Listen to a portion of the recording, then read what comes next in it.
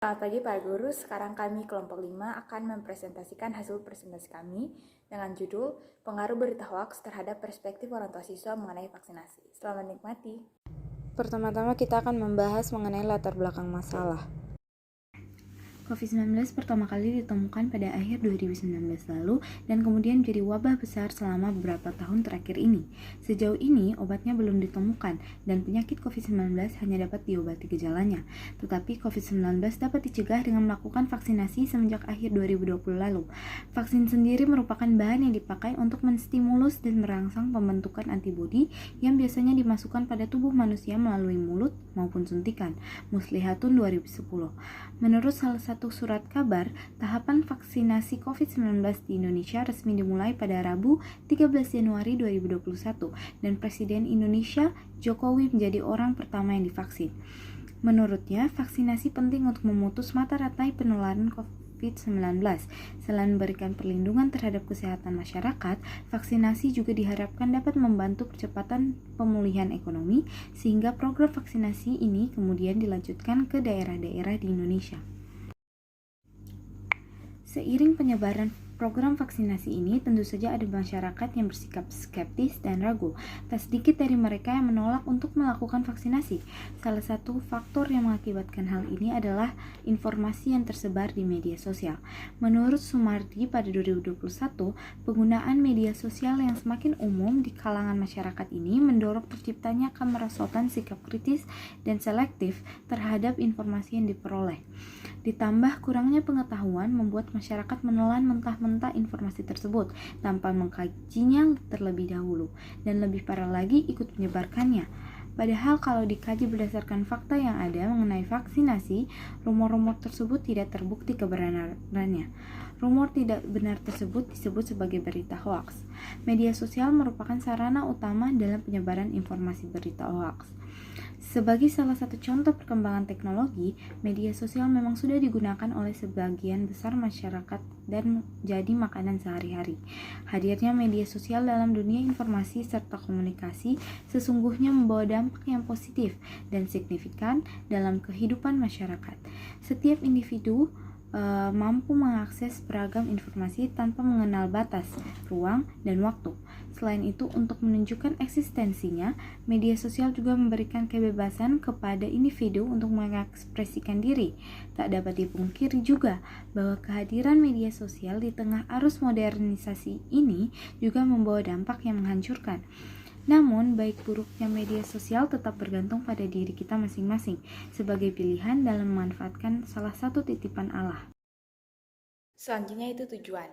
Jadi, selain menjadi persyaratan akademik sematif interdisiplin, makalah ini ditulis sebagai salah satu upaya penulis dalam mengkampanyekan dan menyuarakan program vaksinasi, secara khusus terhadap dampak media sosial yang sempat menghambat jalannya program vaksinasi ini.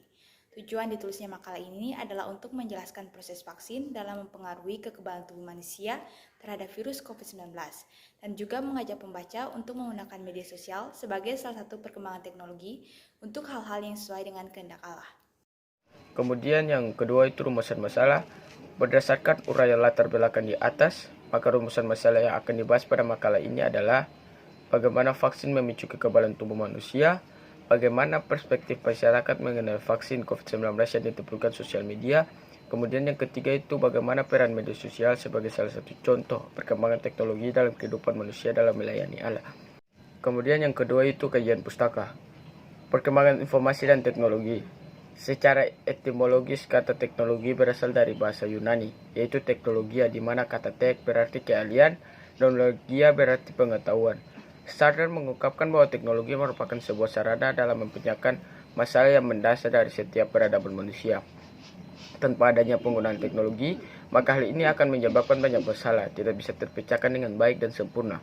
Salah satu contohnya pesatnya perkembangan teknologi adalah dengan adanya penyebaran informasi yang sangat cepat. Media sosial merupakan salah satu sarana dalam penyebaran informasi tersebut. Van Dijk dalam menyatakan bahwa media sosial adalah platform media yang memfokuskan pada eksistensi pengguna yang memfasilitasi mereka dalam beraktivitas maupun berkolaborasi. Karena itu, media sosial dapat dilihat sebagai medium online yang menguatkan hubungan antar pengguna sekaligus sebuah ikatan sosial. Kemudian yang kedua itu vaksin. Vaksinasi adalah pemberian vaksin untuk membantu sistem umum mengembangkan perlindungan dari suatu penyakit. Vaksinasi merupakan salah satu bentuk dari imunisasi. Vaksin sendiri mengandung mikroorganisme atau virus dalam keadaan lemah, hidup atau mati, atau mengandung protein atau toksis dari organisme. Dalam merangsang kekebalan adaptif tubuh, vaksin membantu mencegah tubuh menjadi sakit akibat penyakit infeksi. Ketika sebagian besar populasi telah divaksinasi hingga mencapai persentase tertentu, kekebalan kelompok akan tercapai. Kekebalan kelompok melindungi mereka yang mungkin mengalami gangguan sistem imun yang tidak bisa divaksinasi. Menurut Kamus Besar Bahasa Indonesia atau KBBI, pengertian perspektif adalah cara melukiskan suatu benda pada permukaan yang mendatar sebagaimana yang terlihat. Perspektif masyarakat dapat berubah seiring waktu, sama seperti pemikiran manusia. Perubahan itu dipengaruhi oleh banyak faktor. Salah satunya adalah aktivitas sosial, yaitu media sosial. Selanjutnya bab 4, hasil dan pembahasan. Yang pertama, hasil. Jadi berdasarkan hasil analisa data dari Excel dengan 20 responden, dapat disimpulkan bahwa orang tua sangat mendukung adanya program vaksinasi dan mengizinkan anaknya untuk melakukan vaksinasi COVID-19. Orang tua juga setuju dengan melakukan vaksinasi dapat menurunkan angka COVID dan meningkatkan kekebalan tubuh. Selain itu, media sosial berperan penting dalam penyebaran informasi COVID-19 dan dapat mempengaruhi perspektif masyarakat. Masyarakat juga tidak sepenuhnya menggunakan teknologi dalam penyebaran informasi COVID-19 dengan baik. Kemudian mengenai vaksin, orang tua setuju jika vaksin tidak mengakibatkan efek samping yang berbahaya dan memperburuk kesehatan. Serta berita hoaks tidak menurunkan partisipasi masyarakat dalam program vaksinasi itu tidak disetujui orang tua karena berita hoaks berpengaruh penting. Dan menurut orang tua, semakin banyak dosis vaksin dapat semakin memperkuat kekebalan tubuh itu netral. Selanjutnya kita akan masuk ke bab pembahasan. Untuk itu kita akan membahas subbab pertama, yaitu perkembangan teknologi dan penyebaran informasi. Di abad ke-21 ini, pesatnya perkembangan dapat terlihat dari segala aspek. Menurut Profesor Dr. Yusuf Hadi pada 2004, teknologi adalah keseluruhan dari metode yang secara rasional mengarah dan memiliki ciri-ciri efisiensi dalam setiap bidang kegiatan manusia. Akhirnya, hampir segala yang dilakukan manusia sehari-hari berbasis pada teknologi. Salah satunya dalam penyebaran informasi. Pada awalnya, manusia tidak semudah ini dalam memperoleh informasi.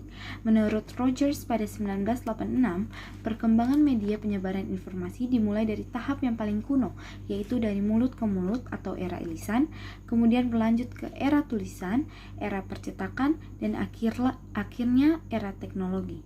Era teknologi inilah yang membuktikan bahwa teknologi memerankan peranan penting dalam hidup manusia, terkhususnya dalam penyebaran informasi. Selanjutnya, vaksinasi. Tanpa kita sadari, mikroorganisme patogen hidup di sekitar kita dan dapat ditemukan di berbagai tempat, tersebar luas di tanah, air, udara, tanaman, hewan, dan manusia. Mikroba tersebut dapat terbawa oleh pangan atau tangan dan peralatan masak yang dapat mencemari pangan. Lebih parah lagi, jika masuk ke dalam tubuh manusia, mikroba patogen dapat menyebabkan penyakit dan infeksi. Untungnya, setiap manusia memiliki sistem pertahanan tubuh. Sistem pertahanan tubuh adalah sistem yang membentuk kekebalan tubuh dengan menolak berbagai benda asing yang masuk ke dalam tubuh. Sel-sel tertentu juga berperan sebagai pasukan pertahanan untuk memerangi benda asing yang masuk dan berpotensi menimbulkan gangguan kesehatan. Pertahanan tubuh manusia sendiri terbagi menjadi dua, yaitu pertahanan tubuh non-spesifik dan pertahanan tubuh spesifik. Pertahanan tubuh non-spesifik tidak membedakan mikrobia patogen satu dengan yang lainnya. Pertahanan tubuh ini tidak ditujukan untuk melawan antigen tertentu, tetapi memberikan respon langsung terhadap berbagai antigen untuk melindungi tubuh. Pertahanan tubuh non-spesifik terdiri dari kulit, membran mukosa, dan zat kimia antimikroba yang merupakan garis pertahanan bagian luar atau eksternal. Sedangkan fagositosis dan reaksi inflamasi terdapat di garis kedua pertahanan. Berbeda dengan pertahanan tubuh non-spesifik, pertahanan tubuh spesifik merupakan pertahanan tubuh terhadap patogen tertentu saja yang masuk ke dalam tubuh. Sistem ini bekerja jika garis pertama tubuh atau pertahanan non-spesifik mendapat serbuan patogen. Maka sel, molekul, dan organ dari sistem imunitas menghasilkan suatu pertahanan yang spesifik untuk melawan antigen tertentu yang menyerang. Berdasarkan penjelasan di atas, pertahanan spesifik memiliki kemampuan untuk mengenal benda asing karena terdapat kemampuan mengingat kembali antigen tertentu. Konsep inilah yang diaplikasikan pada penyuntikan vaksin saat imunisasi. Menurut Muslihatun tahun 2010, vaksin adalah bahan atau molekul yang dipakai untuk menstimulus dan merangsang pembentukan antibodi yang biasanya dimasukkan pada tubuh manusia melalui mulut maupun suntikan. Molekul tersebut disebut dengan antigen yang telah dikonstruksi sehingga menjadi lemah. Vaksin bekerja dengan melatih sistem kekebalan tubuh untuk mengenali dan memerangi patogen baik virus maupun bakteri. Jadi, ketika vaksin dimasukkan ke dalam tubuh, baik lewat suntikan maupun oral atau obat tetes, artinya antigen tersebut juga sudah masuk ke dalam tubuh. Sistem imun kemudian akan menganggapnya sebagai organisme asing yang berbahaya bagi tubuh sehingga tubuh akan menghidupkan alarm untuk membuat jenis sel darah putih dan antibodi yang diperlukan untuk mencari dan menghancurkan virus tersebut. Semenjak itu, sistem imun akan mengingat dan membentuk memori atas kejadian tersebut, sehingga ketika ada virus yang sama menyerang tubuh kita sudah ingat dan bisa lebih mudah dalam menghancurkannya. Kemudian yang ketiga itu perspektif. Menurut Kamus Besar Bahasa Indonesia, pengertian perspektif adalah cara melukiskan suatu benda pada permukaan yang mendatar sebagaimana yang terlihat. Dengan demikian, secara umum perspektif masyarakat merupakan bagaimana sudut pandang dan cara manusia untuk melihat sesuatu. Dikutip dari Asuro, perspektif ini muncul karena adanya berbagai pandangan mengenai nilai, pengalaman, keyakinan, dan pemahaman oleh beberapa masyarakat umum berbeda. Ada beberapa faktor dan hal yang mempengaruhi perspektif manusia terhadap sesuatu. Faktor yang pertama adalah faktor usia. Hal ini dikarenakan semakin dewasa umur seseorang, maka orang itu akan memiliki kekuatan atau kematangan yang lebih dalam berpikir dan bekerja. Adanya pengalaman hidup lebih dan anggapan peran dewasa terhadap cara berpikir menjadikannya sebuah perbedaan dalam menentukan suatu perspektif. Yang kedua itu adalah kemampuan kognitif. Kemampuan kognitif menjadi salah satu faktor yang dapat mempengaruhi persepsi seseorang, terlihat dari cara individu berpikir mengenai sesuatu, menyusun, memilah, dan menginterpretasikan pengalaman. Kognitif juga didasarkan oleh suatu konsep informasi, pengalaman pribadi, dan hal lainnya yang dapat dijadikan dasar kemampuan kognitif. Selanjutnya ada diri sendiri. Diri sendiri merupakan faktor utama dalam mempengaruhi persepsi. Hal ini dikarenakan diri sendiri menjadi faktor penentu bagaimana cara kita melihat dan mengorganisasikan sesuatu hal berdasarkan karakter kita. Dan yang terakhir adalah faktor budaya. Hal ini karena budaya dapat membentuk pola kehidupan seseorang dan membantu bagaimana cara manusia dalam berpikir, merasakan, dan berkomunikasi. Budaya memiliki faktor pendukung seperti adanya peran dan lingkungan sosialnya. Peran sosial dapat mempengaruhi caranya mengkomunikasikan perasaan, contohnya dalam menggunakan media sosial. Kemudian yang kelima itu kesimpulan. Meskipun bukan satu-satunya jalan untuk menuntaskan persoalan COVID-19, vaksin seharusnya diwajibkan oleh masyarakat. Hal ini karena vaksin-vaksin tentu berfungsi untuk melawan virus yang masuk dengan merangsang sistem kekebalan tubuh dengan antigen. Ketika vaksin masuk ke dalam tubuh lewat suntikan atau oral, sistem imun akan menganggap vaksin sebagai organisme asing yang akan menyerang tubuh. Sistem imun akan mengirimkan sel khusus untuk memberantas vaksin. Dari situ sistem imun akan mengingat alias bentuk memori atas kejadian tersebut. Hasilnya, sistem kekebalan tubuh akan selalu bersiap atas serangan penyakit sebenarnya, karena sudah ingat organisme mana yang berbahaya dan perlu dihilangkan. Kemudian meskipun begitu, pada awal diberlakukannya program vaksinasi di Indonesia, banyak sekali masyarakat yang menolak untuk vaksin. Parahnya banyak rumor tak berdasar yang menjadi penyebab permasalahan ini. Rupanya banyak sekali berita hoax mengenai COVID-19 yang tersebar dan bertolak belakang dengan fakta yang sebenarnya. Hal inilah yang menyebabkan masyarakat menjadi takut melakukan vaksinasi. Media sosial sebagai salah satu contoh pesatnya, perkembangan teknologi menjadi salah satu pelaku utama dan sarana dalam penyebaran informasi bohong ini.